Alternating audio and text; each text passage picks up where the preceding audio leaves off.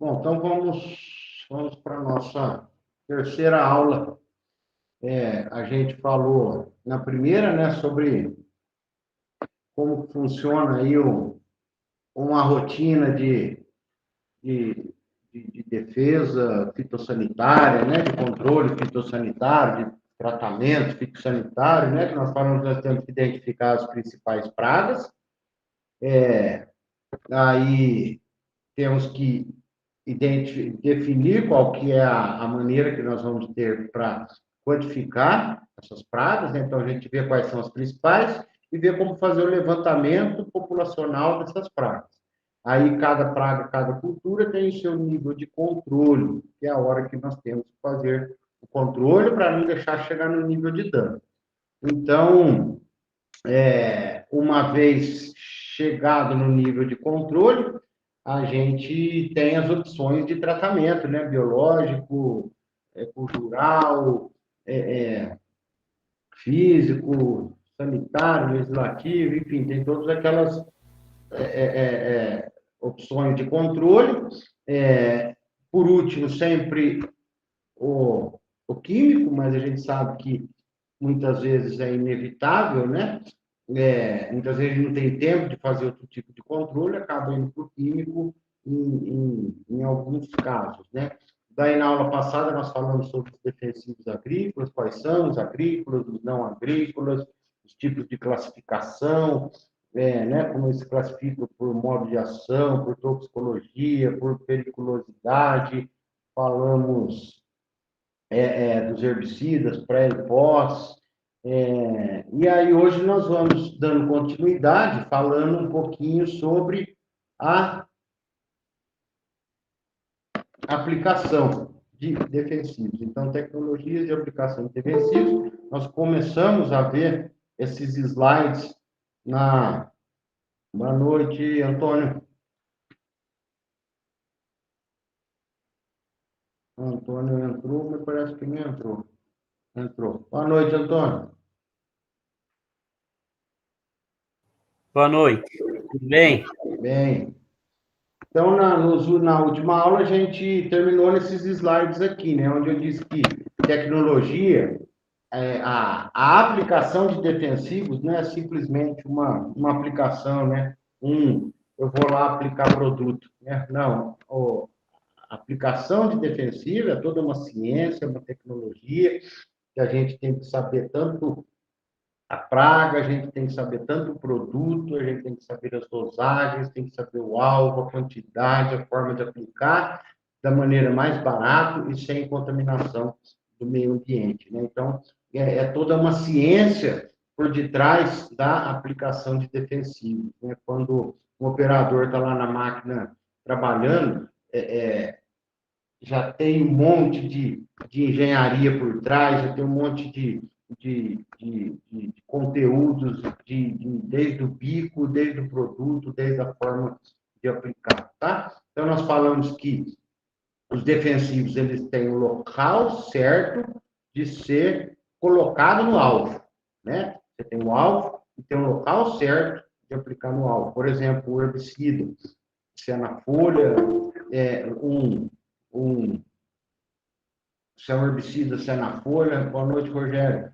Se é um inseticida, em qual fase, se um inseto de solo, que hora que a gente controla, né? Então, tem o alvo, o local correto, a quantidade correta, né? A dosagem correta de ser aplicado, tudo com menor custo e menor impacto ambiental. Então, algumas definições, né? Então, tecnologia de aplicação de defensivos são os conhecimentos que proporcionam, a ciência que proporciona a colocação correta do produto com relação ao alvo, na quantidade necessária, de forma econômica, com o mínimo de contaminação de outras áreas. Então, vê, eu tenho o produto certo, a dose certa, no local certo, de maneira mais barata, claro, com melhor eficiência e, obviamente, sem nenhum tipo de contaminação de outras áreas.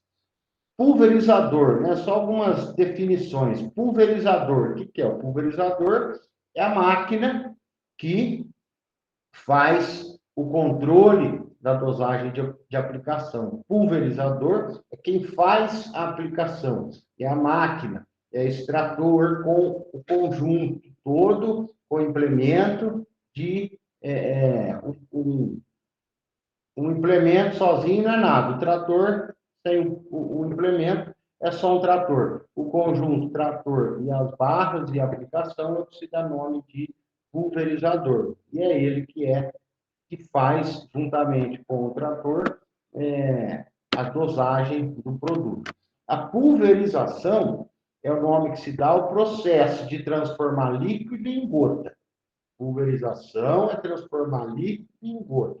A aplicação é o ato de aplicar, de depositar a gota no alvo, no tamanho e na densidade, na quantidade, de acordo com o objetivo, de acordo com o tipo de produto. Então, a pulverizador é a máquina, pulverização é o processo, e a aplicação é a chegada do produto no alvo, tá? Então, nós vamos falar um pouco de segurança, né? Eu tenho falado bastante nisso. Nós que somos os responsáveis, ou se não, o aplicador direto dos produtos, ou se não, responsável por quem aplica o produto, nós temos que ter a total responsabilidade sobre a segurança do funcionário que trabalha com o agrotóxico, né? Os produtos são seguros na alimentação, tudo lá que eu já falei, e a aplicação também é segura, desde que respeitando todos os critérios de segurança, tanto do produto quanto de equipamentos de proteção, tá? Exposição direta. Quando a gente fala de formas de exposição, o que é exposição direta? É aquela pessoa que está aplicando diretamente, ou aquele que está preparando a calda, é o que está exposto, né? Então, o operador, o trabalhador que tem exposição direta do produto, que é aquele que tem a maior contato com o produto, é aquele que está diretamente aplicando o defensivo ou preparando a calda, preparando o produto para aplicar o defensivo. A exposição indireta, o que vem a ser? É aquela pessoa, por exemplo, que entra na área depois da aplicação.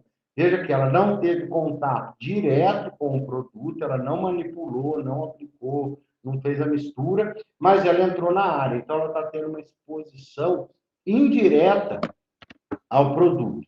Exposição sem contato, através de alimentos contaminados ou uma contaminação do meio ambiente e aquela pessoa tendo contato com o meio ambiente, ela está tendo uma exposição ao produto sem contato algum com o produto, ou seja, aquela pessoa mais inocente em toda a cadeia, né? Não tinha nenhum tipo de contato, porém, utilizou algum alimento contaminado ou esteve em um local contaminado. Exposição ocular é aquela através dos olhos. Exposição via oral é aquela através da boca. Oral é pela boca. Então, são os dois tipos de exposição também. A exposição dérmica é aquela que o produto entra em contato através da pele, aquela exposição pela pele. E exposição respiratória é aquela que o contato vem através da respiração. Então, veja que essas duas aqui são as principais formas de exposição. Foi, Marcos? Professor, esse exposição térmica é qualquer tipo de veneno que afeta a pele? A exposição, no caso, é a parte do corpo que está sujeita a entrar em contato, independente do produto que seja, né? Que nem térmica é pele, exposição da pele. Então, a pele está exposta ao contato com o produto, independente se ele é altamente tóxico ou não, independente se pode ser água, mas a exposição dérmica é um tipo de de fonte de contato, né, de local de contato da pessoa com o produto. Respiratória é aquela que entra através da boca ou do nariz, da respiração, e a dérmica que é em contato com a pele. Aí eu já emendo aqui numa pergunta, qual que é a via que mais pode causar contaminação ao trabalhador? A respiratória ou a dérmica? Respiratória. Quem concorda, quem discorda? A dérmica, professor. A dérmica, e aí? Empatou 1-1. Quem vai desempatar? Fica difícil, né? Quem desempata? Tem 50% de chance de acertar. Quando eu falo, mostro, né, alguns resultados, você vê que aqui está meio tampado aqui, mas eu nunca, nada do que eu vou falar aqui vem de mim, tá? Nada do que eu digo, que nem essa resposta aqui que eu vou dar, tá aqui a fonte, eu sempre cito quem está falando isso, tá? Então, o cara fez uma pesquisa para chegar nessa resposta, né? Eu nunca venho na aula, nunca venho ensinar alguma coisa para vocês da minha cabeça. Tem coisa que sim, a experiência é operacional. Se é operacional, eu posso falar por experiência, porque é uma operação, por exemplo, um preparo de solo, um plantio, né? Então, a gente já adquiriu conhecimento para poder ensinar. Agora, certas... a gente tem que ter esse hábito, né? Quem está falando? É lá que eu sempre digo aí das fake news na agricultura, né? Você tem que saber quem está falando, né? Então, isso aqui eu mostro quem está falando, porque o Pradella, eu já conheço ele, o Walter, ele fez esse estudo, essa pesquisa, então chegou nessa resposta. Então, empatou, eu vou desempatar, é a dérmica, tá? A maior fonte de contaminação é a dérmica. Por quê? É a maior área, é o maior órgão do nosso corpo, é a pele, né? Então, nós temos muito mais pele exposta do que o espaço entre o nariz e a boca, né? Respiratório é nariz e boca. Se tiver muito bem tampado, vamos falar assim, é mais fácil você segurar a entrada de defensivo no nariz e na boca do que no corpo todo, né? Porque a pele é o nosso maior órgão, né? Do corpo é a derme. Então, considerando que a exposição na pele é maior do que a respiratória, aí a gente sempre tem que pensar a respiratória também, se não tiver alguns corretos do IPI, ela vai ser danosa também, claro, obviamente, né? Mas a gente sabe que a máscara de utilização é eficiente, né? Então, os EPIs, a gente conhece quais são, qual a legislação, nós vamos ver que lá no voto, uns slides para frente eu vou mostrar que lá no voto tem as explicações, tem os EPIs obrigatórios a ser utilizados, mas os EPCs, o que é o EPC? Equipamento de proteção coletiva. Os EPCs, muitas vezes, eles são ignorados. No rótulo não cita nada, a legislação não cita nada, mas os equipamentos de proteção coletiva, juntamente com o individual, nós vamos ver aqui que eles aumentam consideravelmente a segurança do produto. Por exemplo, isso aqui é uma criação de equipamento de proteção coletivo. Veja aqui, a lança, as pontas foram colocadas para trás. A ponta do pulverizador, né? A lança, ao invés de estar para frente, jogou para trás. Veja aqui ó, o resultado da pesquisa, reduziu 93% a exposição térmica do trabalhador, segundo a pesquisa do TASSO. Então, é um equipamento de proteção coletiva. Veja, quando ele aplica para trás, a pulverização sendo feita para trás, o operador deixa de passar na área aplicada imediatamente após a pulverização. Quando a costal está na costa e a lança está na mão, ele aplica e vai passando em cima do produto, vai recebendo toda a pulverização na roupa, no corpo, enfim. Veja que isso é equipamento de proteção coletiva, você aplicando atrás.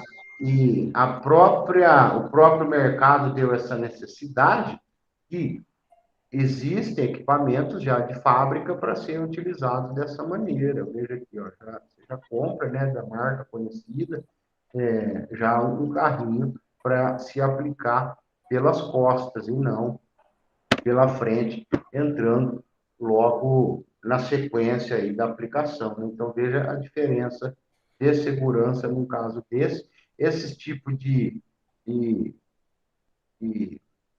vamos falar aqui, de proteção, esse aqui também, alguns chamam de chapéu de Napoleão, outros chamam pingente, pingente antideriva, é o nome correto, né? Esse É o aqui da tem... deriva, né? Como é que é, Vitor? É o da deriva, né? Isso, esse aqui, duas proteções contra a deriva e a contaminação do trabalhador. Por exemplo, aqui ele quer controlar essa planta daninha que está bem próximo à folha de alface. Se ele aplicar sem esse pingente, a chance de uma gota pulverizar a alface é grande. Quando ele adota esse pingente antideriva, ele protege.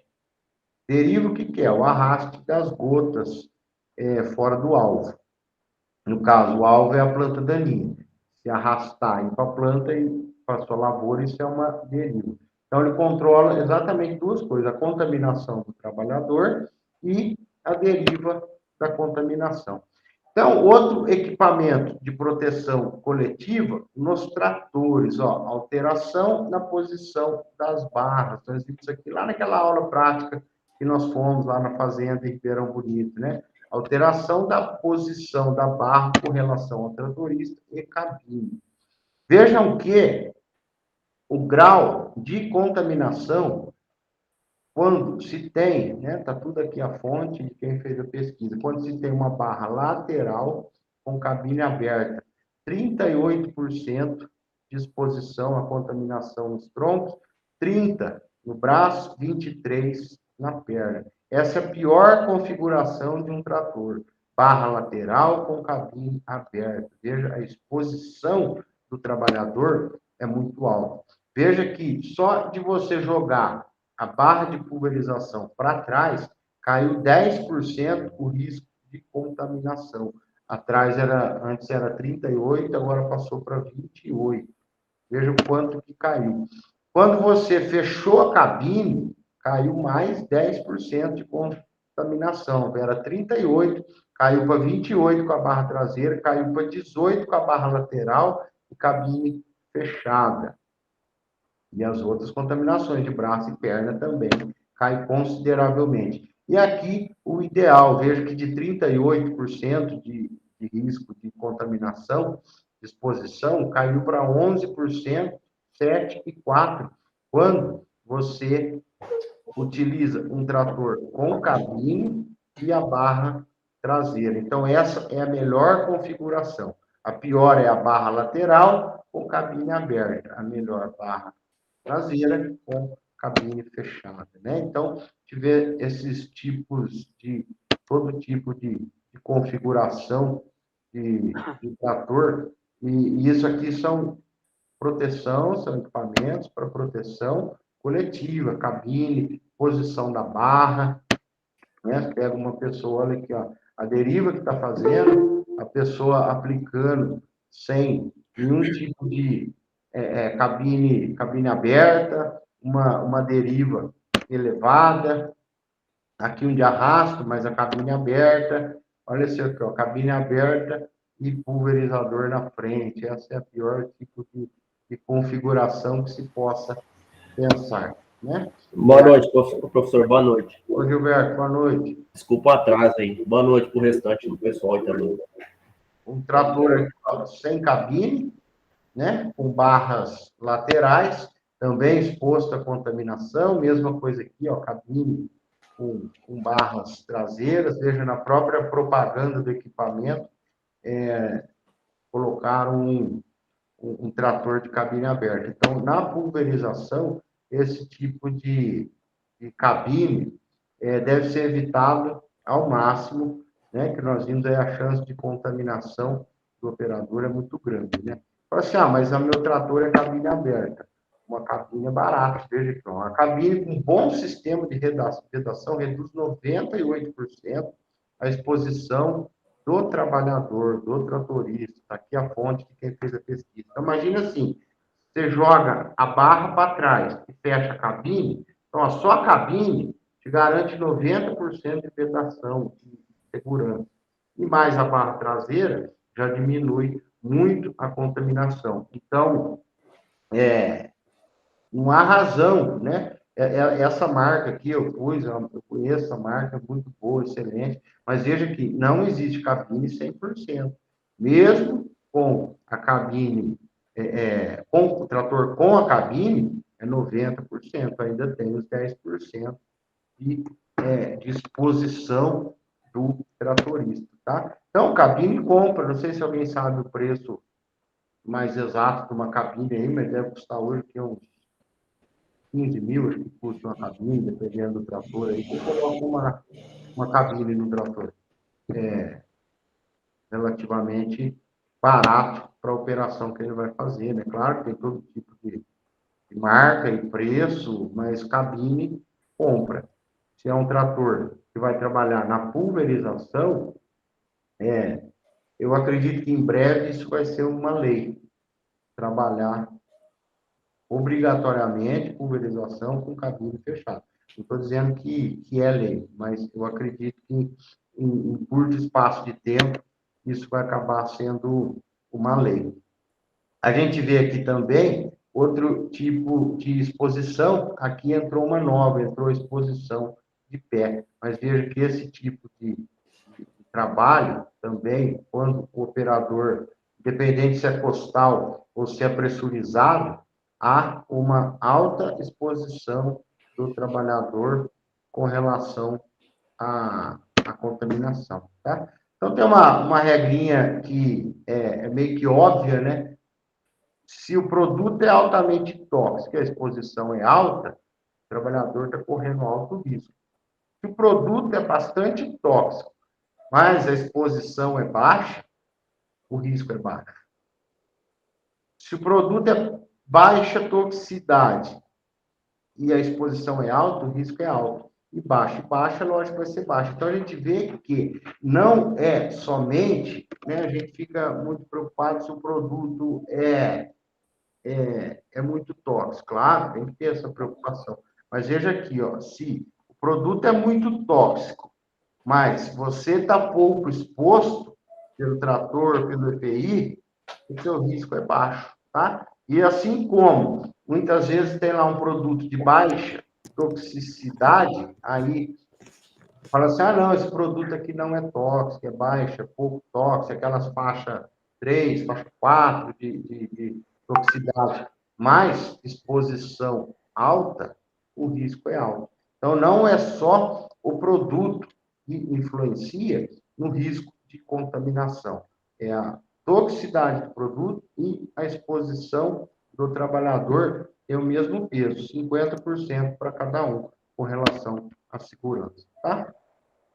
E no processo de pulverização, qual que é o maior motivo de intoxicação? É a deriva, tá? Aqui a fonte de quem fez a pesquisa com diversos tipos de possíveis contaminação, e a pior delas é a deriva.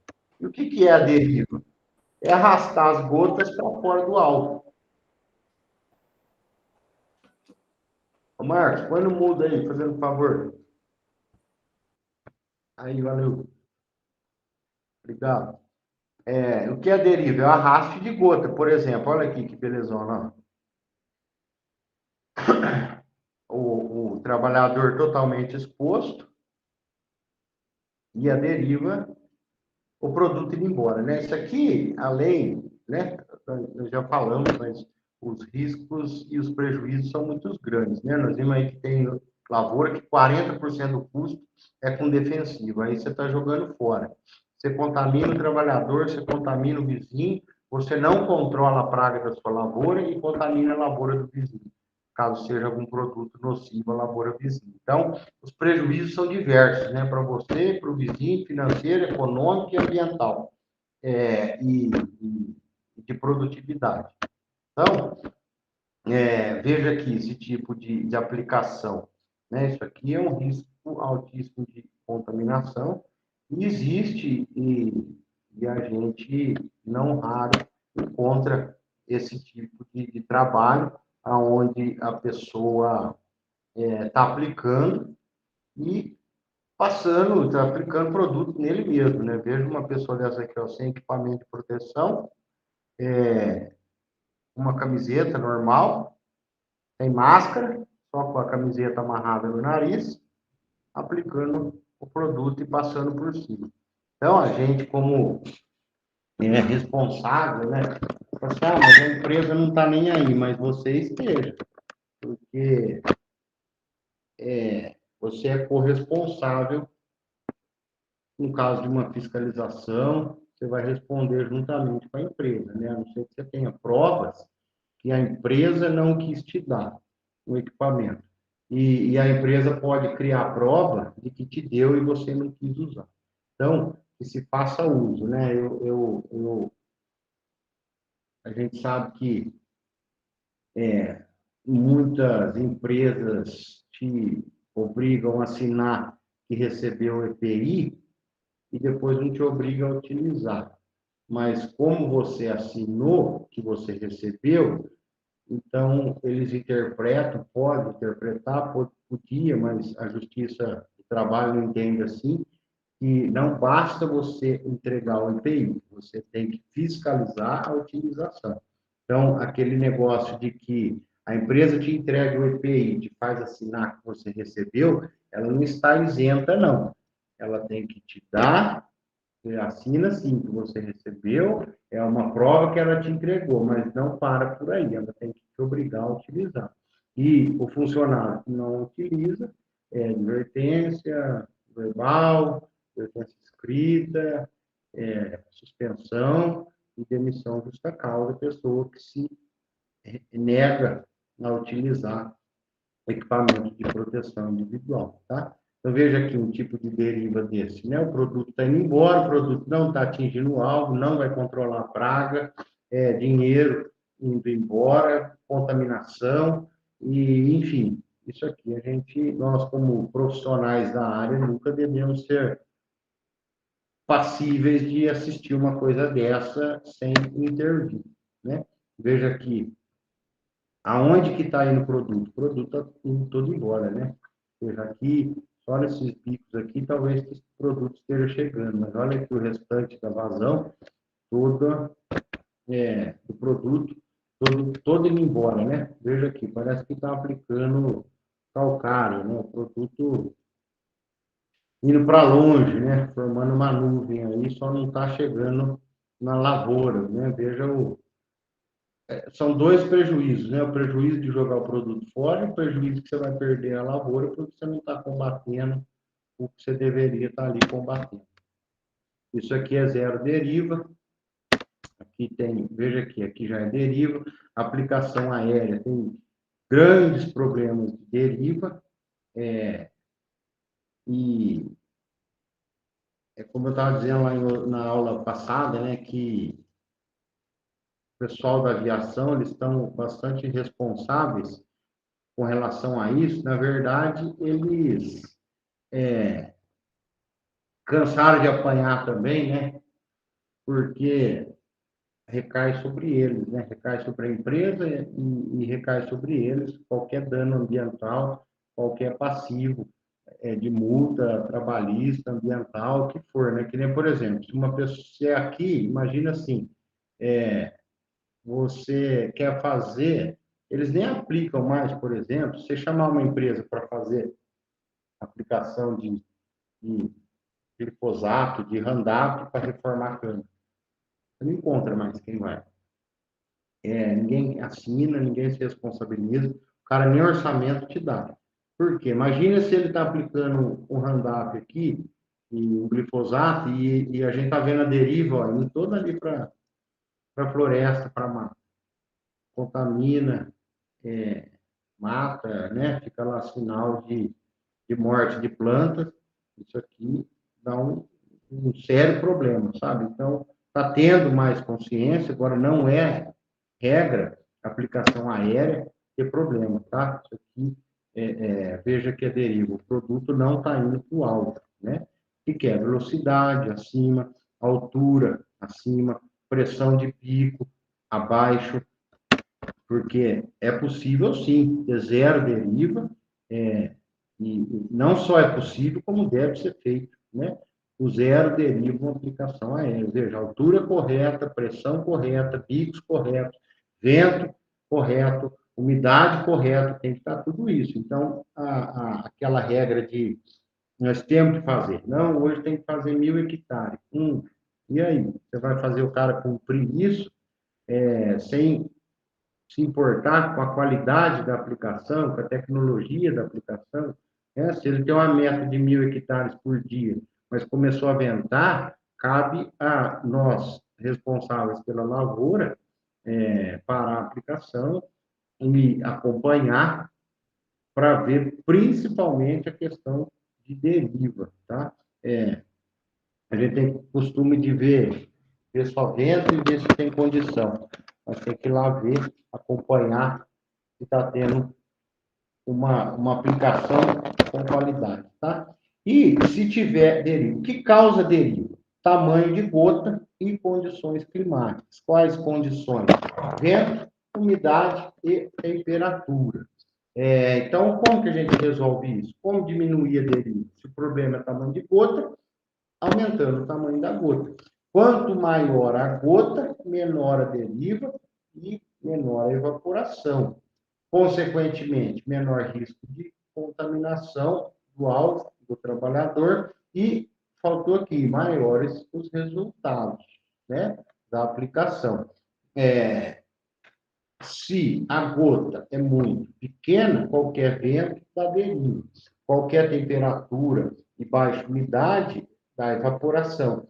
E, com isso, você não atinge o alvo e contamina a área e o trabalhador, tá? O tamanho da gota, quem faz? É o bico. Quem é responsável pelo tamanho da gota é o bico. Nós já vimos isso aqui um pouco lá na disciplina de máquinas, né? Aqueles mesmos slides, né? Onde a gente mostra os tipos de pontas de pulverização, né? Os jatos leque, os cones cheios, cone vazio. Esse aqui são as partes constituintes da ponta, né, o corpo, aqui onde fica preso lá no pulverizador, aqui embaixo fica a ponta, essa é a ponta que a gente troca para mudar o tamanho da gota, tá? Tem um anelzinho de vedação, a capinha e o filtro que fica aqui dentro do corpo. E essa pontinha aqui que a gente altera o tamanho de gota e altera a modalidade aí do jato, né? Então, jato leque é quem produz gota maior, são os chamados bico antideriva, que são menor risco de contaminação e maior efeito no alvo, na planta ou no solo.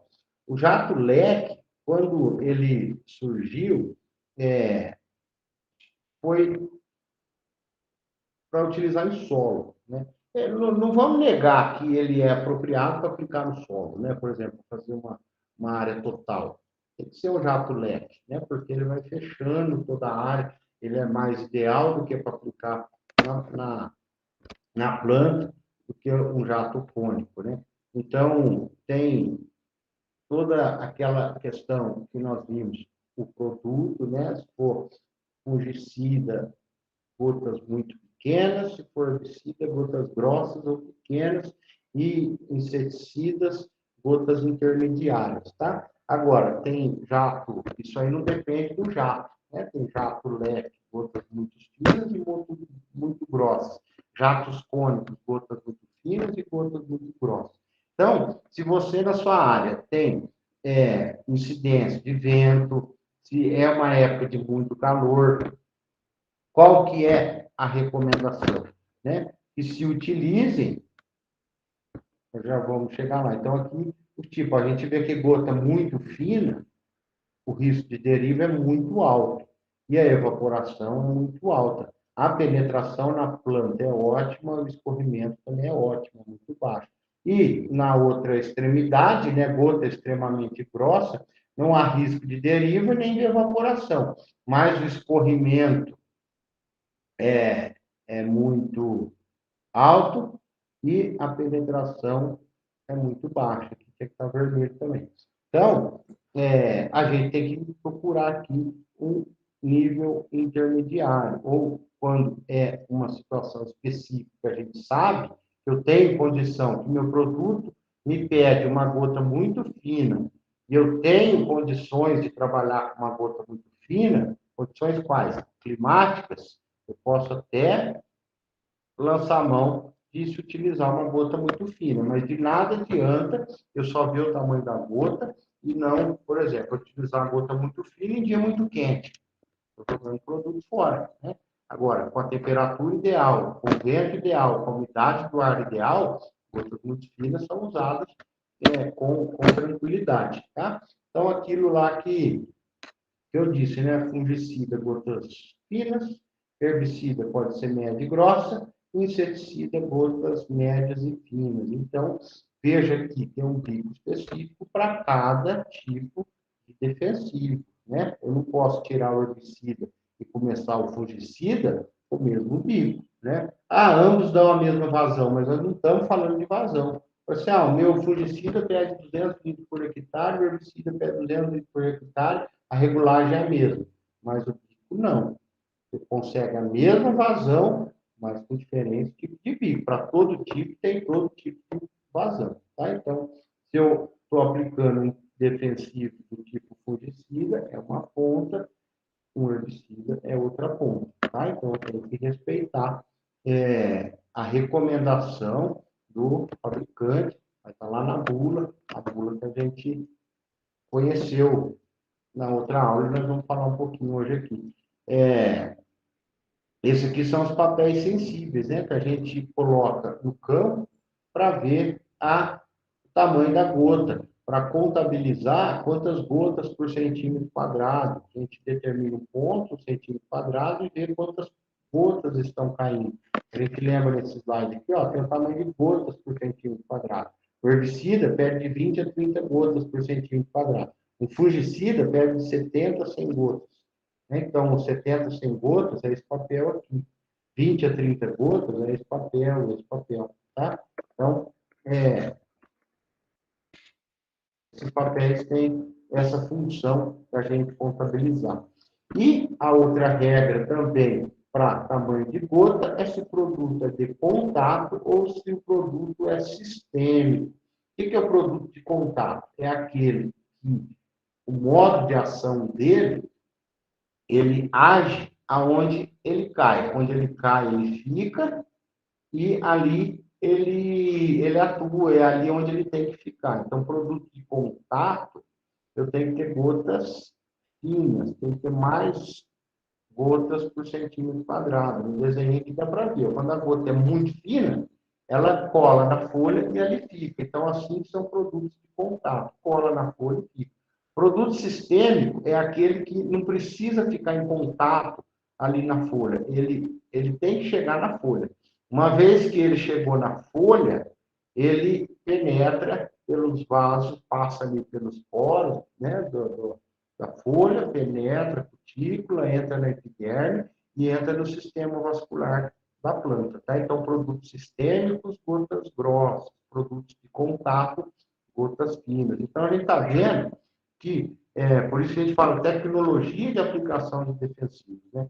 Bico não é tudo igual, a pulverização não é igual para qualquer produto, tá? A gente sempre tem que respeitar o que o fabricante está dizendo, tem que sempre respeitar as nossas condições climáticas, tá? E o modo de ação do produto. Então, veja, condição climática, modo de ação do produto é o que a gente tem que estar acompanhando, tá? Então, como eu disse, veja aqui, ambos estão aplicando 40 litros por hectare. Só que um está 32 gotas por centímetro e esse aqui 258 gotas por centímetro. Ou seja, aqui é uma gota muito fina, despejando 40 litros por hectare. E aqui é uma gota muito grossa, despejando 40 litros por hectare. Então, atenção para isso. Nunca confundir as coisas. Gota grossa tem vazão maior, gota fina tem vazão menor. Não tem nada a ver, a vazão não tem nada a ver com o tamanho da gota. tá? A vazão tem a ver com a pressão de trabalho e o bico. Lembra na tabelinha que nós vimos lá? Pressão de trabalho e o tipo de bico. Isso que é vazão. Mas eu tenho bicos para gota muito finas, com alta vazão, bico muito grosso, com baixa vazão e vice-versa, tá? Aqui, mesma coisa. Veja aqui, entre tamanho de gota menor que 100 micra, a gota vai embora. E a gota muito fina, menor que 100.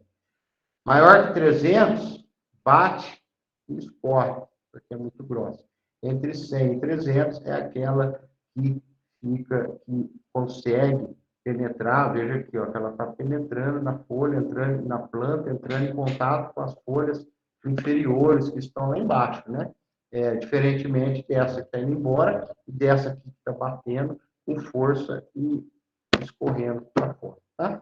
Então, a nomenclatura das pontas, nós vimos isso aqui lá na aula prática, a gente viu, né? O tipo de bico, o fabricante, o 110 aqui é o ângulo de pulverização, 0,4 é a vazão nominal, em litros por minuto, e VS é o material, pode ser de cerâmica, de poliacetal, de aço inox, nylon, latão.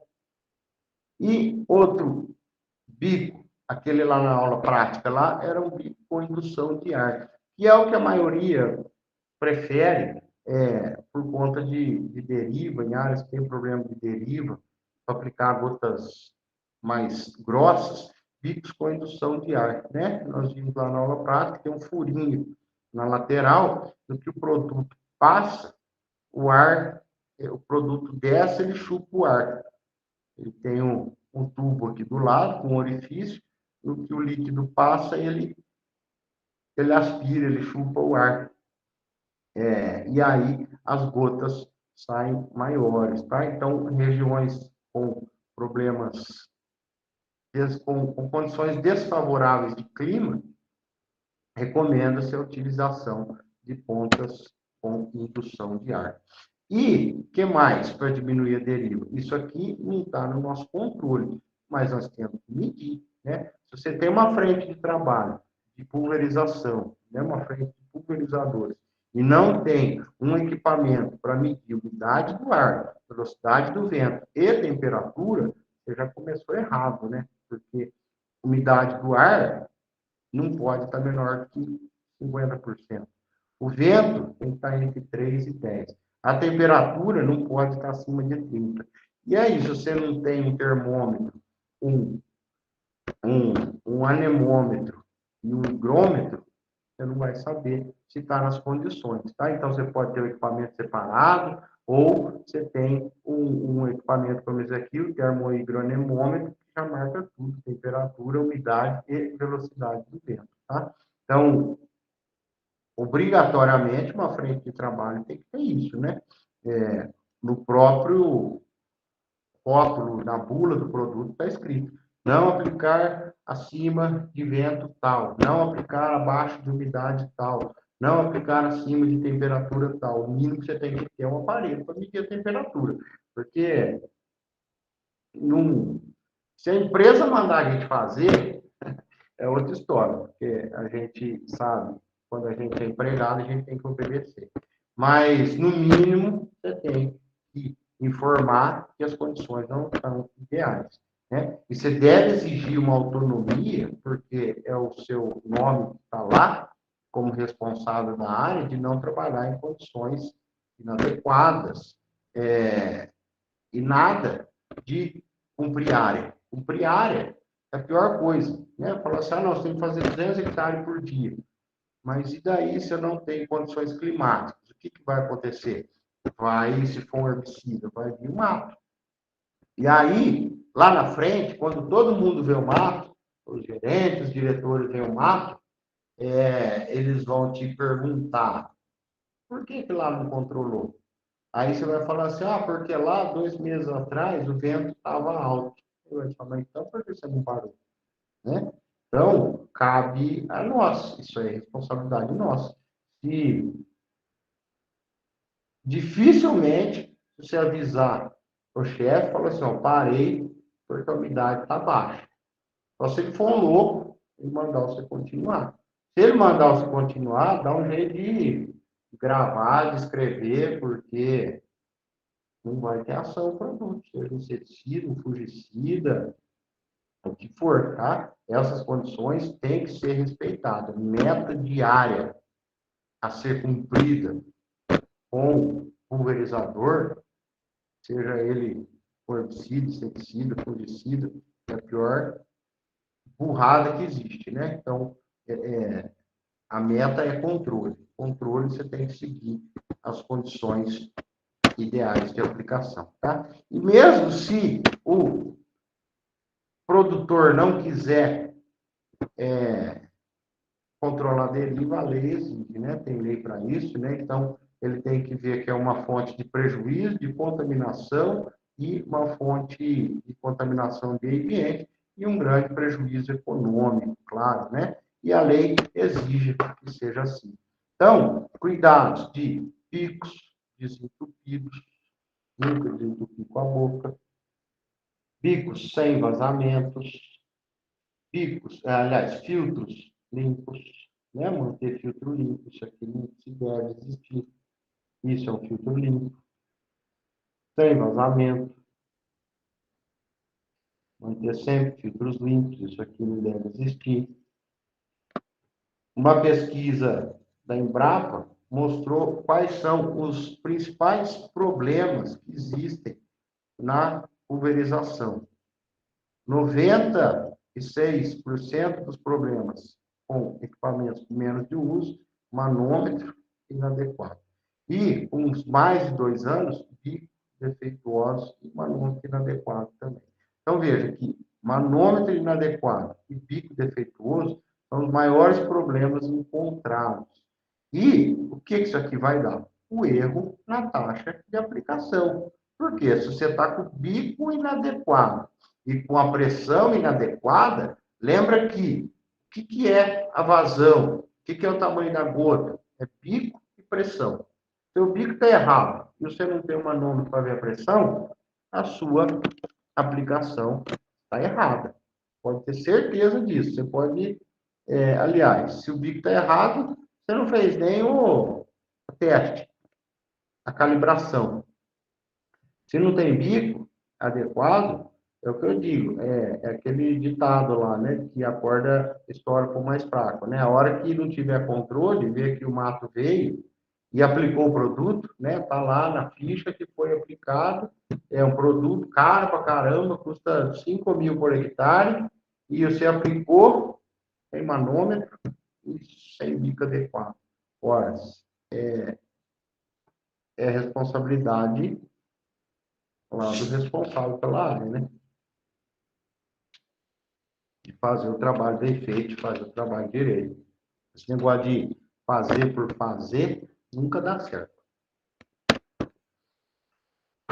Calibração dos equipamentos, nós vimos isso aqui lá na aula de máquinas, né? Todo tipo de pulverizador tem calibração, tá? Todos têm uma metodologia de calibração, da costal, da barra, dos atomizadores, todos têm regulagem, tá? Nós não vamos falar cada uma delas, mas todas têm regulagem, a manual, todas elas têm. A nossa calibra com a velocidade do cara, com a pressão da bomba, mas principalmente com a velocidade do cara, se regula a dosagem, tá? Todos eles têm jeito de calibrar, existem equipamentos específicos para fazer calibração, né? As provetas, as mesas de fazer calibração e as jarras que nós acompanhamos lá utilizamos, né, na nossa aula prática.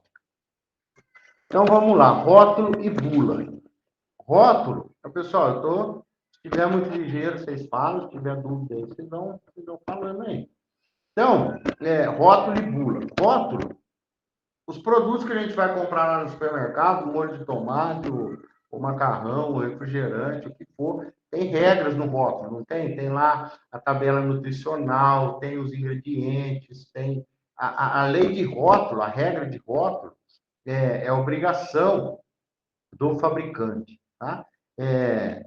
No caso de agrotóxico, também tem as regras de embalagem, de rotulagem, né? Tem um decreto, tem uma lei que determina os requisitos que tem que ter na embalagem dos produtos defensivos. É assim, ó, aqui em cima, os cuidados com o meio ambiente, aqui embaixo, os pictogramas, que nós vamos ver detalhes dele no outro slide, classificação toxicológica, os dados do fabricante, os cuidados de primeiro socorro e os pictogramas de aplicação. O que são esses pictogramas? São esses desenhos aqui. Vamos aprender uma coisa. Olhou o rótulo de frente, à esquerda da caveira, os EPIs e os cuidados para preparar a cauda. À direita da caveira, os cuidados na aplicação, os cuidados e informações na aplicação, tá? Então, lembre-se sempre disso. Aquele pictograma são esses desenhos aqui. De advertência. Então, é sempre assim. Se olhou de frente a caveira, do lado esquerdo, preparo da cauda. Do lado direito, aplicação do produto, tá? E o que cada desenho quer dizer? Esses aqui são os equipamentos de proteção, macacão, avental, luva, protetor facial. Isso aqui é regra internacional, né? O desenho é regra internacional. Botas, máscara com filtro, óculos, tocar árabe e lavar as mãos, é um sinal que o centro está lá. As informações de armazenagem, estão lá no rótulo também, manter trancado, fora de criança. Pictograma de advertência, cuidados com peixes, cuidados com os animais, cuidados com veneno. E na preparo da cauda, esse aqui é aquele do lado direito da caveirinha, manuseio, se é produto líquido, manuseio se é produto sólido, veja o desenho que muda, de líquido para sólido. Aplicação de produto líquido, aplicação de produto sólido. Então, no rótulo, já te avisa tudo isso, o que você tem que usar e como que você vai preparar, que tipo de produto que é, quais os cuidados que você tem que manter. Então, nós falamos de rótulo, também tem a bula. A bula, a imagem aqui está fraquinha, mas nós abrimos a bula lá na aula passada, né, quando nós abrimos lá o agrofit, nós vimos o quê? Que eu destaquei nesse canto aqui, ó. A praga, o imazapir, está aqui. A praga, no caso, o herbicida, né? Os produtos, os matos, as plantas daninhas que ele pode controlar, nessas duas culturas. Escrito aqui arroz irrigado. Esse aqui eu não gosto de ler. Arroz irrigado e... não estou conseguindo ler o que está escrito aqui. Enfim, soja, arroz irrigado e soja. Esse produto, imazapir, é o imazapir, deve ser. Inclusive para controlar piririca. Esse aqui deve controlar. Mas esse produto, especificamente, imazapir plus nortox, só pode no arroz irrigado e na soja. Por quê? Porque está lá na bula. O registro dele, está lá na agrofit, que a gente viu lá. O registro dele é só para arroz e para soja. Ah, mas aqui tem um mato aqui, ó, capim colchão. Tem na cana também capim colchão. O produto está registrado para cana? Não está, você não pode aplicar, tá? Isso é multa. Isso é trabalhar em desacordo com a receita agronômica, isso é trabalhar em desacordo com a segurança, com a legislação, tá? Não é qualquer produto que eu possa aplicar em qualquer lavoura. Mas é o mesmo imazapir que eu aplico na cana, mas ele não está registrado para cana. Tá aqui, ó, eu dei um zoom aqui, ó, tá vendo ele aqui do lado esquerdo aqui, ó? Só tem duas culturas que esse produto está registrado, arroz irrigado e soja. Então, é só nessas duas culturas e só para esses matos aqui, tá? E aqui vai vir a dose e aqui vai vir o método de aplicação, se é terrestre, como que é, tá? Receita agronômica. Eu só posso adquirir um defensivo com receita agronômica, é igual um antibiótico na farmácia. Você chega na farmácia e compra um antibiótico? Não compra, você precisa de receita. Comprar defensivo agrícola, você só compra com receita, tá? Então, a receita é uma exigência legal, é lei, para comprar agrotóxico. A receita tem que fazer por um profissional habilitado e, na receita, conter todas as informações de utilização do produto. É igual a receita do médico, aliás, muito mais completa do que uma receita do médico nos dá. Quem que prescreve receita agronômica? A lei, hoje, diz que engenheiros agrônomos e engenheiros florestais. Os técnicos agrícolas esse parágrafo primário, são habilitados a assumir a responsabilidade técnica da aplicação. Ou seja, a fim de cumprir o receituário agronômico. Isso aqui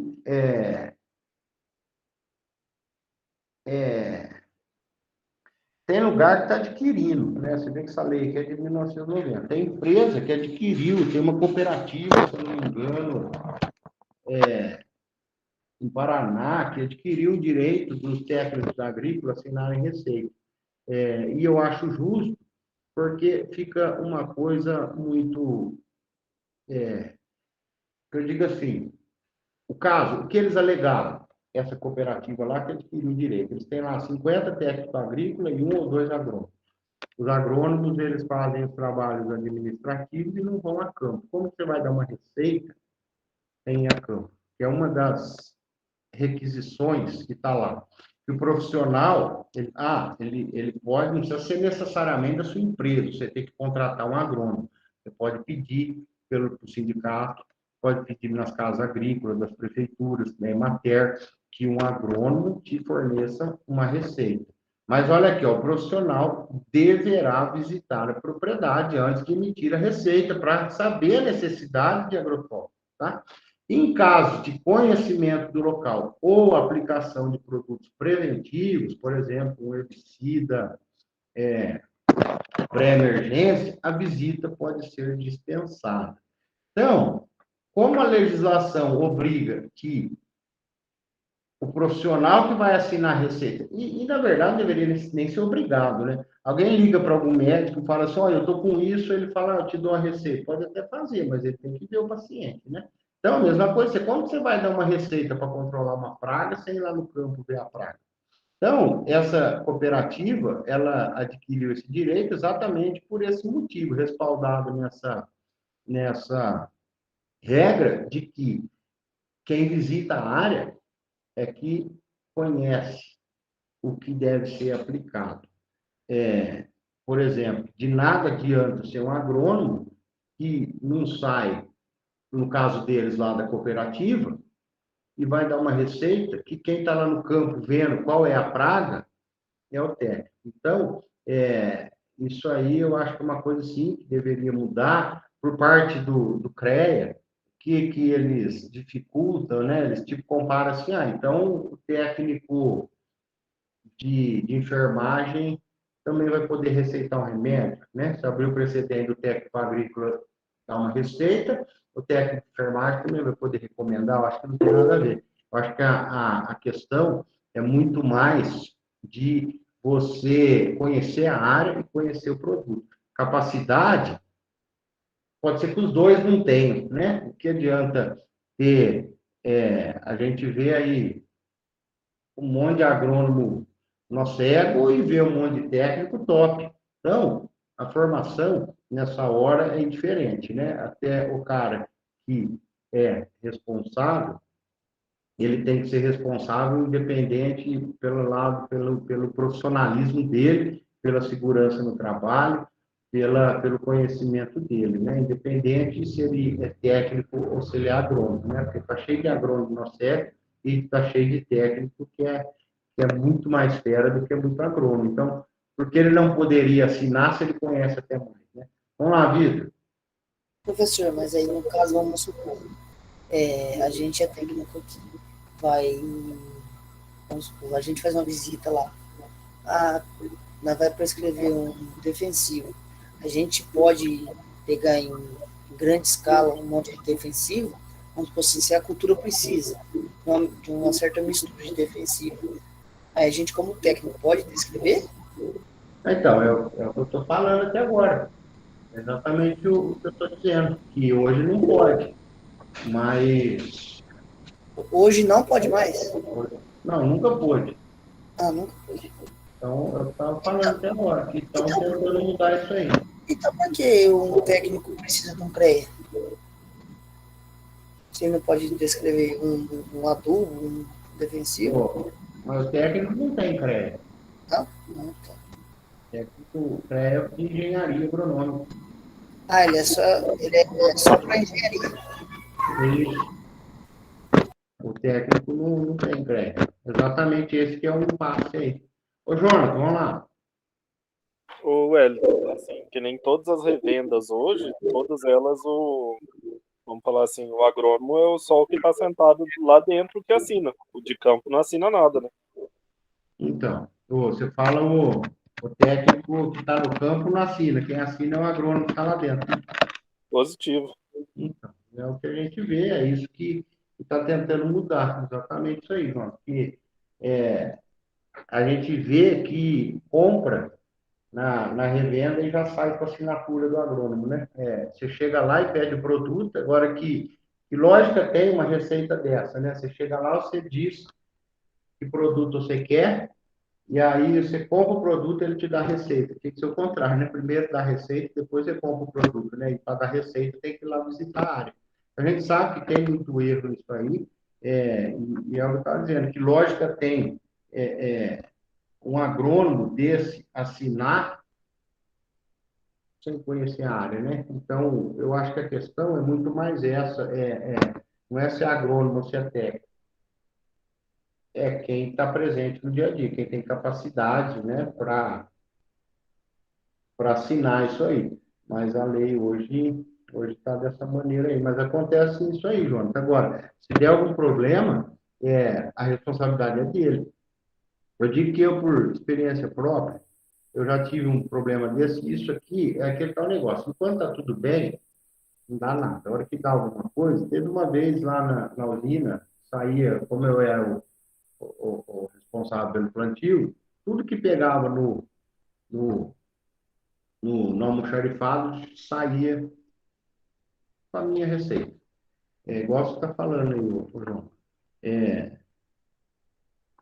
e deu um problema uma vez, de uma contaminação séria lá, ambiental, e a polícia, aí teve uma denúncia, a polícia ambiental foi na área, constatou o fato, a primeira coisa que pediu foi a receita, só abrindo um parênteses, a receita tem que estar no local de aplicação. A receita tem que andar junto com o produto quando estiver indo para o destino final, ou seja, para a pulverização. Por exemplo, para ir da fábrica para a revenda, precisa de receita? Não, porque da fábrica para a revenda não vai utilizar o produto.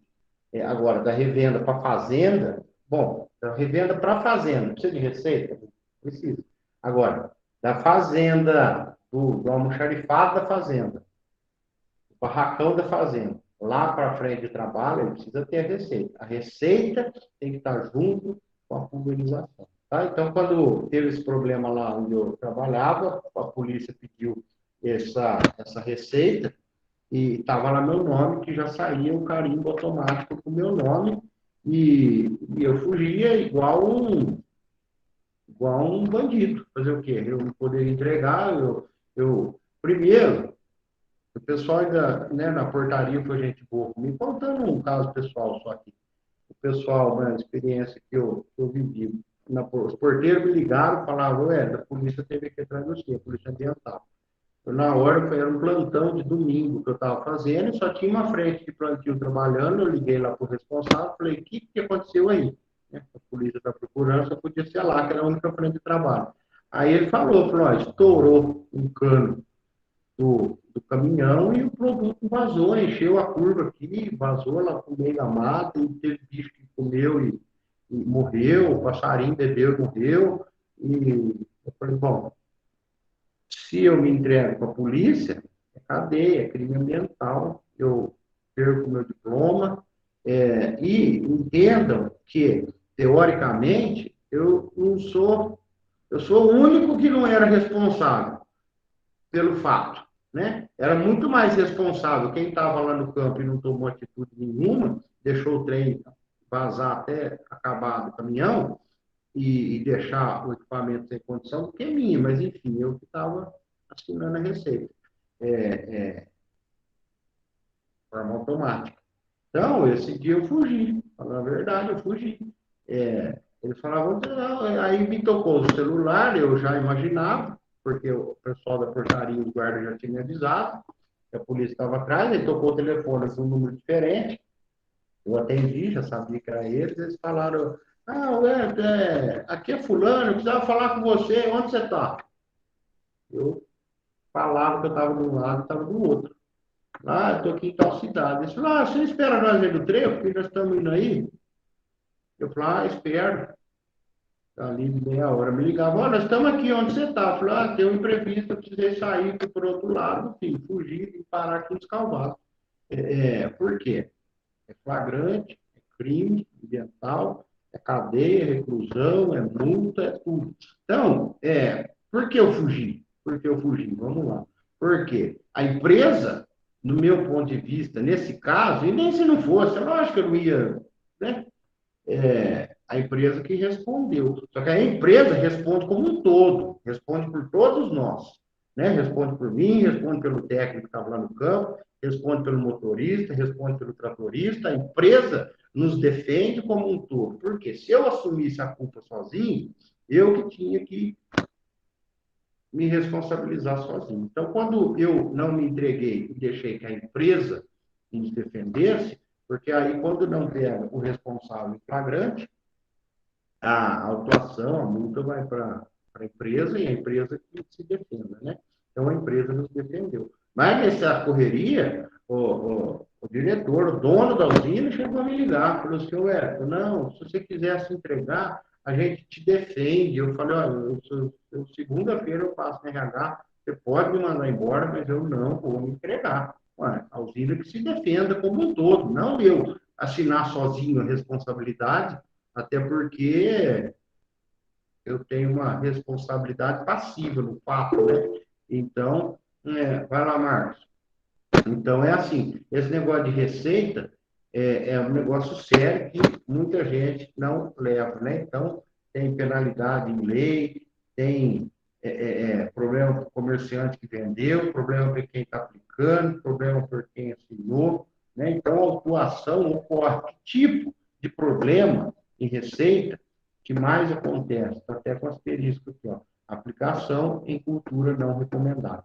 O maior número de autuação da defesa fitossanitária exatamente em aplicação de produto que não está recomendado na receita. Tá? Depois, cadê? Não possuir receita. Aplicação em cultura não recomendada, depois não possuir receita. Ou utilizar produto que não está registrado para aquela cultura, ou estar sem a nota fiscal. Outra coisa, a nota fiscal tem que estar junto com a receita. Por quê? Porque na receita tem o número da nota. É uma outra forma de se ter o controle na compra do produto. Receita anda junto com nota, tá? Isso aqui é uma receita. Em cima o nome da revenda, quem vai utilizar, quem vai aplicar, nome, documento, local da aplicação, endereço, recomendações técnicas. Um exemplo, Roundup, infestação de braquiária na cana. Por quê? Porque o Roundup tem registro para cana na infestação de braquiária. Dose, está lá na receita, 5 litros por hectare, que é igual está na bula. Equipamento de aplicação, terrestre, pulverizador de barro. A receita está mandando você aplicar assim. Eu vou aplicar de costal. Não pode, porque está diferente da receita. Assim, mas então eu vou, o meu pulverizador quebrou, vou pegar o costal. Não pode, porque está errado com a receita. Se a fiscalização for lá, multa e diabo a quatro. Aplicação imediata, carência. Não há, porque não é produto alimentício. Outra coisa, área a tratar, tem que estar aqui, ó, 15 hectares. Por quê? 5 litros por hectare. Para tratar 15 hectares, retirada de 75 litros do produto. Ah, mas eu quero 100 litros. Não pode vender. É o que está na receita, tá? A mesma coisa você chegar na farmácia, o médico mandar você comprar uma caixa de antibiótico e você comprar, pedir duas, a farmácia vai falar, não pode.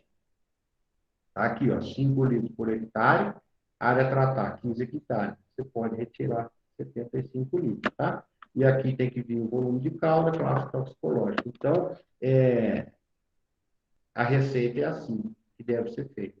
Modalidade, a hora que você tem que aplicar, o Roundup tem que ser aplicado, a planta testante, a germinada. Vocês lembram que nós vimos uma coisa assim, lá na bula, quando nós abrimos a bula da Agrofit? Isso aqui é uma cópia, Ctrl-C, Ctrl-V, lá da bula da Agrofit. Por quê? Porque do Agrofit é a bula do produto, porque é assim que tem que recomendar. Horário mais fresco do dia, com temperatura menor que 27, tá vendo? Como é que você não vai ter um termômetro se você tem que aplicar no máximo por 27 graus? Como é que você não tem um higrômetro se você não pode aplicar acima de 70%? Né? Então, está aqui, ó, o jeito que você tem que aplicar. Orientação quanto ao MIP, manejo integrado de praga. Lá embaixo, ó, equipamento de proteção que você tem que utilizar. E veja aqui, ó, outra informação importantíssima na receita. Destino da embalagem vazia. Após executar a tripla lavagem, entregar no seguinte local. Parará, parará, parará. Tem que estar na receita aonde tem que devolver a embalagem vazia. Nós vamos ver lá para os últimos slides que embalagem vazia é outra legislação que fica bem criteriosa, tá? Então, aqui, ó, assinatura de quem está comprando e assinatura do engenheiro agrônomo na receita. Olha essa receita. Controle de, tem nada. Zap, comprar, galão, ó, adquirir 18 galões. Não tem a área, não tem a dosagem, não tem volume de calda, tem as placas toxicológicas. Veja aqui embaixo, ó, fluido 720. Controle de, não fala que praga que ele vai controlar, nem aqui, nem ali em cima. Área, não fala. Dosagem, não fala. Calda, não fala. Adquirir 2 baldes. 2 baldes desse produto. Essa receita aqui, ó, está na lei, no artigo 66 do Decreto Federal, na linha B, C e F. Está aqui as penalidades de se utilizar uma receita incompleta. Aqui em cima está legal, ó, controle de piolho de cobra, comprar. Standard, 1 litro. A área, 87,5 hectares. Adquirir 7 litros, porque a dosagem é 80 ml por hectare. Então, 80 ml para 87 hectares, adquirir 7 litros. Aqui em cima, essa receitinha aqui está legal, a recomendação, a época de aplicação, modo de aplicação, tudo mais. Agora, esses dois aqui embaixo, está em inconformidade com a legislação. Tá? Então, as penalidades, aí desde perda de... e ainda, eles acionam o CETESB, acionam a IBAMA, aciona a Polícia Florestal, enfim, e mais a Defesa Agropecuária. O cara que não cumprir a lei, for pego, a bucha é grande, tá? Então, lembre sempre disso, no local de aplicação, receita e nota, porque aqui, ó, olha aqui, ó, número da receita e nota fiscal.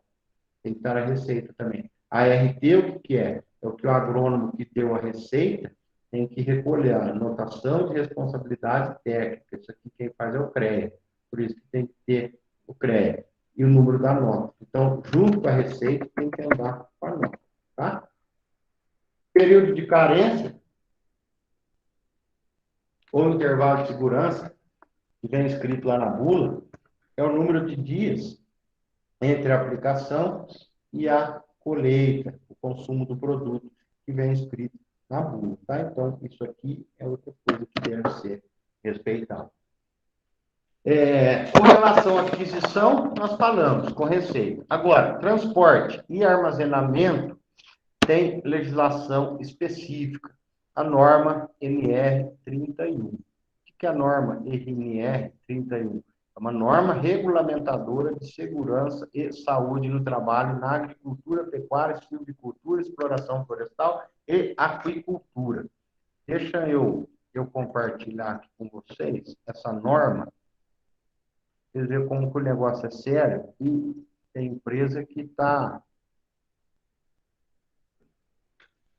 totalmente irregular.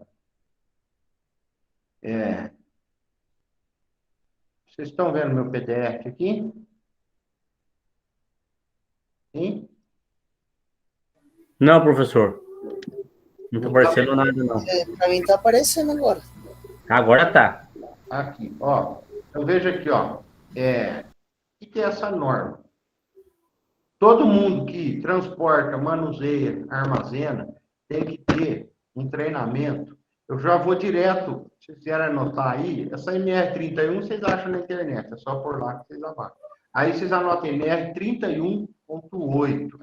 Vamos nela direto, para não perder tempo. 31.6, 31.7, 31.8. Está aqui, ó. Legislação sobre agrotóxicos, adjuvante, produtos ativos. Eu não vou ler tudo, mas está aqui, ó. Isso aqui é para quem está em exposição direta, nós já vimos lá no começo quem é, né? Que é quem manipula os agrotóxicos, quem armazena, quem transporta, quem prepara a calda, quem aplica, quem descarta, quem faz a descontaminação do equipamento e quem faz a descontaminação das vestimentas, tá? Então, tem todas as regras aqui, ó. Não pode que não seja registrado, funcionário que não seja registrado, não pode aplicar. Manipulação por menor de 18 anos é proibido. Gestante é proibido. Manipulação em desacordo com a receita, indicação no rótulo, está tudo aqui, é legislação, é norma federal. Proibir trabalhar em área recém-tratada, permanência de pessoas na área proibido. Veja aqui, agora, é o que eu vou chegar. O empregador tem que fornecer instruções. De que forma que essas instruções? Ó, o empregador tem que fornecer informações aos que, esses todos que eu falei em cima, né? Que trabalha, armazena, que cuida, transporta, limpa a roupa, tudo mais. Capacitação sobre prevenção e a todos os trabalhadores. Ó. A capacitação prevista nessa norma tem que dar aos trabalhadores um programa de 20 horas de treinamento, sendo 8 horas por dia durante o expediente de trabalho. Então, todo mundo que, repetindo, que manuseia, que transporta, que carrega no almoxarifado, que lava a roupa, que limpa os implementos, que prepara a calda, todo mundo que chega perto dos produtos tem que ter um treinamento comprovado de 20 horas. O que tem Qual é o limite por ml da dosagem do Roundup em litros? Ô, Antônio, o que você falou aí? Não, tava falando aqui, puxando no Google. Ó, então aqui, ó, o que tem que ter esse treinamento? Conhecimento das formas de explicação, sinal, sintomas, segurança, enfim, aqui, ó, tem toda a programa de capacitação tem que ser desenvolvidos em materiais escritos. Quem pode dar esses treinamentos? Serviços oficiais de extensão rural, instituições de ensino em ciências agrárias e o Senar, entidades de sindicatos, associações cooperativas e associações profissionais, né? Então, tem que ter um treinamento, depois quem quiser ler mais da norma, dá uma procurada lá. Mas, enfim, tem um treinamento da NR 31.8 que todos os trabalhadores dessa área têm que ter, tá? Não vou deixar de falar, não é propaganda, mas o CPA dá esse treinamento, né? E daí não é todo mundo da empresa que tem que vir, por exemplo, o CPA, ou um Senar, ou um sindicato, onde vocês contratarem, não importa. Mas esses órgãos credenciados, eles te capacitam nessas 20 horas para você ser um agente multiplicador, é o que está escrito aqui, ó. NR 31.8, é o que a lei manda. A lei, você não precisa trazer todo mundo. Você manda uma pessoa da empresa e essa pessoa da empresa recebe uma carteirinha de agente multiplicador. E aí todos os seus funcionários, esse agente multiplicador vai treinar e você atesta. Então, se tiver algum problema na sua empresa com defensivos, você tem que ter todos treinados com essa NR31, tá? Independente de acidente, tem que ter NR31.8, todo mundo que trabalha com isso, tá? E transporte tem toda a regra, toda a legislação, né? Veículo em bom estado, tem que estar separado, né? Olha aqui, o carregamento desse jeito não pode, tem que ter a sinalização que você está carregando produto tóxico, tem que ser um motorista qualificado com curso de direção de produtos perigosos, com o curso de NR31. Então, veja que toda essa cadeia de manipulação e utilização, desde a receita até treinamento, Ô, Antônio, tranquilo. Ainda bem que você estava pesquisando coisa Antônio, ainda bem que você estava pesquisando o Randap. Tem pessoas que você estivesse pesquisando lá, falando em voz alta, quantos pontos o Palmeiras está no Brasileirão. Aí eu ia ficar pé da vida. Aí é duro, hein? Ainda bem que você estava falando do Randap, 5 litros por hectare, aí até que estava valendo a pena a conversa aí. Se você tivesse Ah, qual filme vai passar depois da novela? Aí eu ia... não. É pela dosagem que o professor estava mostrando aí e as normas, eu estava pesquisando aqui sobre o Randap. Não, é isso aí. Mas vamos lá. Legal, mas vamos acompanhando aí. Ó, transporte de produto, se tiver um acidente e atingir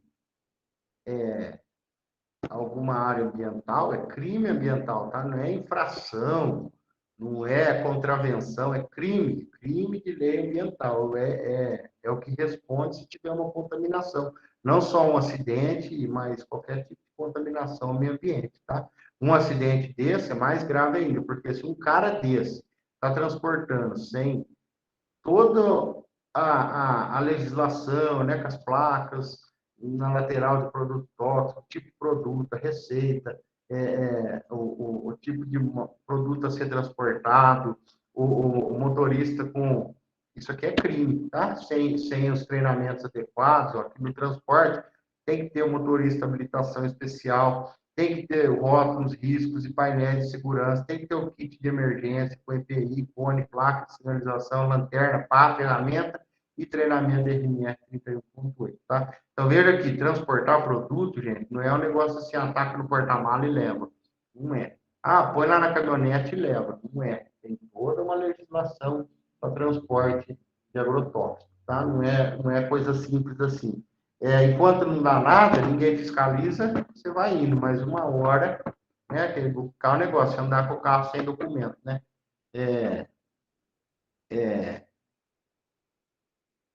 Andar com o carro sem documento, uma hora a polícia pega. Ô, Jorge, você tinha escrito aquela hora, eu acabei pulando, falando com o Antônio. Você escreveu aqui, ó, duro é falar para o cliente que ele não pode levar. Exatamente. Mas aí você assina a responsabilidade, né? Muitas revendas nem usam mais placa em veículo. Sim, tem tudo isso aí. A hora que der alguma coisa errada, aí tem que responder por isso. Antônio e Jonathan, vamos lá. Professor, uma pergunta para o professor. Que nem nós, por exemplo, assim, eu vou numa agropecuária, eu compro 1 litro de produto, né, ou herbicida, ou inseticida. Eu posso levar no meu carro, professor? Pela lei, não. Se o guarda pegar, eu sou atuado. Agora vamos falar. É difícil, né, Antônio? Nesse caso, assim, né? Vou falar, nunca vi. Não vou falar aqui, não dá nada, mas nunca vi. Nunca alguém levar um produtinho lá para... Mas, isso aí, Gilberto. O motorista tem que ter um MOP de transporte de produto perigoso, exatamente. E o treinamento da NR31. E todos esses outros aparatos aqui no caminhão. Mas é isso aí, ô Gilberto. Mas então, ô Antônio, aquele tal negócio, né, cara? O terreno baldio, você não pode aplicar Roundup, porque ele é um produto agrícola. Lembra que nós vimos lá a classificação do tipo de uso, né? É um produto agrícola. Então, terreno é área urbana, não é agrícola. Você não pode aplicar um Roundup no terreno, só vem denunciar. para a polícia ambiental, para a CETESB, os caras vão lá e tem todo o direito de autuar, dar uma multa, porque você está aplicando um produto que não pode na zona urbana. Tem gente que aplica? Tem. Então, Legal, obrigado. é tudo relativo, né? Transporte errado, esse transporte não pode ser assim, ó. Mesmo que esse aqui, até que ele fez um suportezinho aqui embaixo, aqui, ó, mas não é assim que se transporta, né? Armazenamento em todas as regras, tem que estar em cima de estrado, separar por tipo de produto, afastar da parede, utilizar EPI para retirar e colocar o material, respeitar empilhamento máximo, longe de casas, moradias, né? Acesso somente de pessoa autorizada, tem que ter todas as placas, produto de entrada, não fumar, extintor, lava-olho, chuveiro de emergência, tem toda a regra, né? Tem que ter a calçadinha na lateral, tem que ser área ventilada, tem que ser um barracão isolado de moradia, tem que ter a caixa de segurança de escoamento do produto, ó, tem que ter a ventilação na parede, em cima de estrada, não pode estar encostado, enfim, empilhamento máximo, separar de herbicida, de inseticida, de fungicida, tem toda a regra, né? Tem toda uma legislação para isso que está lá naquela MR 31 que a gente viu, tá? Então, veja aqui, ó, tem que ter a pia, ducha, lava-olho, todas as placas avisando. Sabe que uma vez eu vi um cara que ele fez um negócio, eu achei interessante, né? Que a lei não diz e ele está em conformidade. Que ele falou assim, eu não ponho esse mundo de placa na frente do barracão, porque já que o barracão dos produtos do armazém tem que estar longe das moradias, teoricamente ele fica sozinho.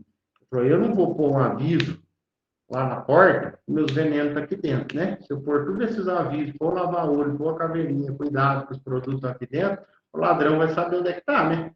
Então, e tem que ser afastado ainda. Então, ele fez uma coisa que eu achei legal. Ele pôs tudo pro lado de dentro. Quando você abre a porta assim, ó, você está de cara com todas essas placas. Você está de cara com o lava-olho, com a ducha, com tudo, mas atrás da porta. Então, eu achei interessante. Ele falou, eu não ponho pro lado de fora, porque senão eu estou falando pro ladrão onde é que estão minhas coisas, meus produtos, meus defensivos. E a lei não diz que tem que estar pro lado de fora a placa. No caso dele, é a primeira coisa que você faz. Você abre a porta e vê os produtos. Então, ele está em conformidade com a legislação, está tudo com a placa. Olha que beleza, ó, preparando a calda. Quem que é o chefe aqui dos três? Vamos ver se vocês acertam. Quem que é o chefe dos três? No mínimo é aquele lá de chapéu. Aonde? O que tá de chinelo. Aí, ó, preparo da calda. É parecendo que os caras estão pensando que tá mexendo com tinta. Então. Lá, o preparo da calda tem equipamento apropriado, tem roupa, existe produto, equipamentos, né? Então, não estou dizendo que todo mundo tem que sair lá, comprar um equipamento desse aqui, né? Mas existe, tá? Outra regra obrigatória, lavagem, tríplice lavagem depois que utilizou o produto, né? Como é que é a tríplice lavagem? Você esgota todo o produto, enche com um quarto de água, agita bastante e joga o produto no reservatório, né? Não vai jogar no chão, não adianta nada, né? Faz isso 3 vezes. Enche água, quarto, agita e joga a calda no reservatório lá do tanque ou da postal. E fura. Lavagem sob pressão é um equipamento aqui específico que você faz aqui, né, como o próprio nome fala, é uma pressão de água forte, você vai fazendo por alguns minutos e esse que escorre aqui vai lá direto para o tanque. Na foto aqui, ó. Não dá para ver. E vai direto para o tanque, tá? Os produtos. As embalagens têm que ser devolvidas no local que está escrito na receita, tá? Você não pode deixar no armazém. Tem o controle de aonde estão, tem o controle se você devolveu, Por quê? Essa embalagem vazia tem que dar baixa. Então, fica lá no seu CNPJ o número de embalagens que você tem que devolver. E chega uma hora, você não pode comprar produto se você não tiver no mesmo CNPJ, se você não tiver feito a devolução dentro do prazo específico, né? E quem dá baixa nessa devolução é o posto certificado, ou do Império, a maioria deles é do Império. Esse negócio de devolução de embalagem também é sério. Essas embalagens são rastreadas. A gente achava que era mito, que esse negócio que tem embalagem que contém chip, tem sim, tem embalagem que é rastreada, aonde não digo com chip, mas aonde está essa embalagem, tá? E para a gente ver que o assunto é sério, tem toda uma política, um controle dessas embalagens por parte do Império. Nós vamos ver esse filme aqui. Desde sua criação, o INPEV contribui sensivelmente com a conservação do meio ambiente e com a sustentabilidade do agronegócio no país. É graças à dedicação de todos os elos da cadeia que o Brasil é o país que mais destina embalagens vazias de defensivos agrícolas. 94% das embalagens plásticas primárias têm um destino ambientalmente correto. É também referência mundial em logística reversa. 1992, a indústria de defensivos agrícolas, de forma proativa, iniciou um estudo para entender o fluxo de suas embalagens para a gestão de resíduos pós-consumo. Era o começo do sistema Campo Limpo. Em 2001, é fundado o INPEV, uma entidade sem fins lucrativos que representa a indústria fabricante de defensivos agrícolas na sua obrigação de efetuar a logística reversa de suas embalagens.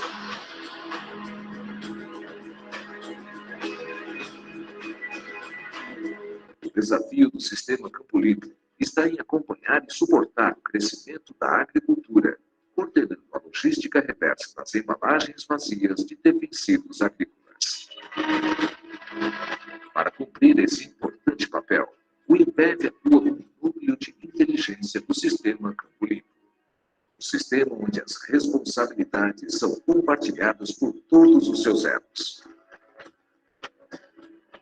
Os agricultores são responsáveis por lavar, armazenar e devolver as embalagens vazias e guardar o comprovante da entrega por um ano. Os canais de distribuição e cooperativas agrícolas ficam responsáveis por indicar o local da devolução na nota fiscal, receber as embalagens, comprovar sua devolução e educar e conscientizar o agricultor. A indústria fabricante, representada pelo INPEV, é responsável por retirar as embalagens das unidades de recebimento, dar o destino final adequado, educar e conscientizar os agricultores. E tudo isso com o apoio do poder público, que fiscaliza e licencia todo o processo e também educa e conscientiza os produtores rurais. São mais de 400 unidades de recebimento do sistema Campo Limpo, localizadas em 25 estados do país. Além das unidades fixas, o recebimento itinerante leva a logística reversa aos pequenos agricultores, acompanhando também as novas fronteiras agrícolas.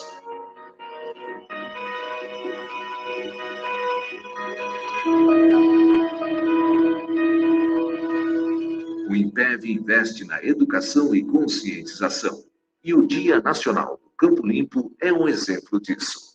Mais de 1 milhão de pessoas participaram das atividades, desde a instituição da data no calendário oficial.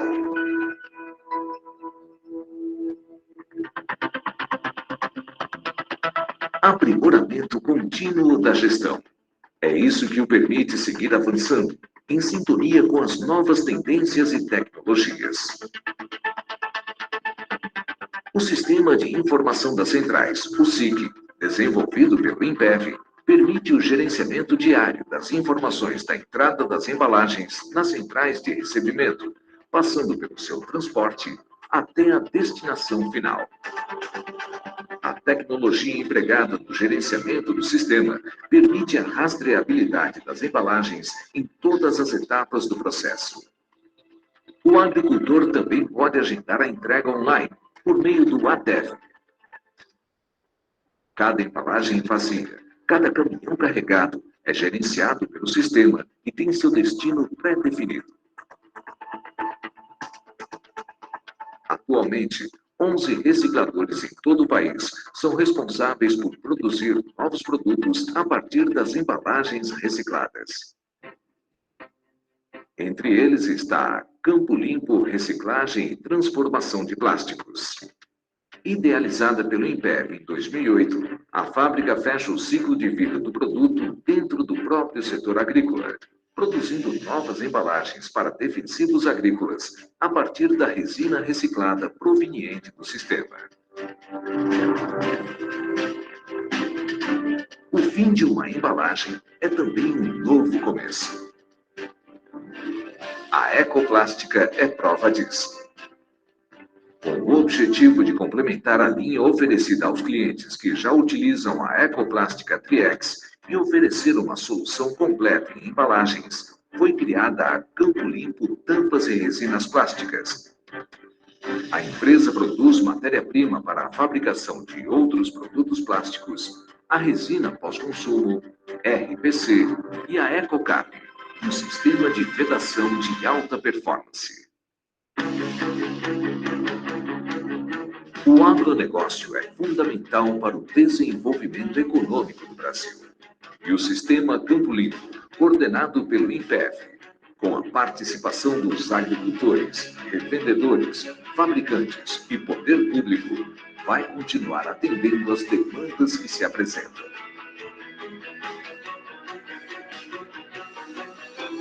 Mais do que contribuir para a sustentabilidade do setor, o sistema gera benefícios tangíveis para toda a sociedade e para as futuras gerações.